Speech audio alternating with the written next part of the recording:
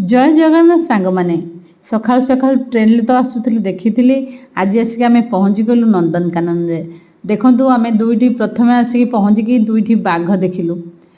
आम छोट बेले शुणुलु बाघ मामू देखु प्रकृत में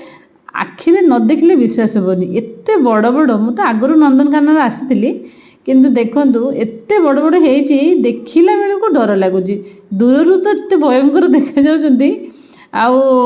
पाखरु बहुत से तथापि दूर अच्छे मुझे जूम कर मोबाइल नहीं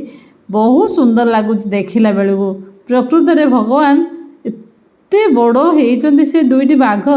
गोटे तार खटिया उपर तार शोई पड़ा आउ ये देखु पानी रे तार शीत दिन ठंडा पानी देखो पानी मजा नौ तार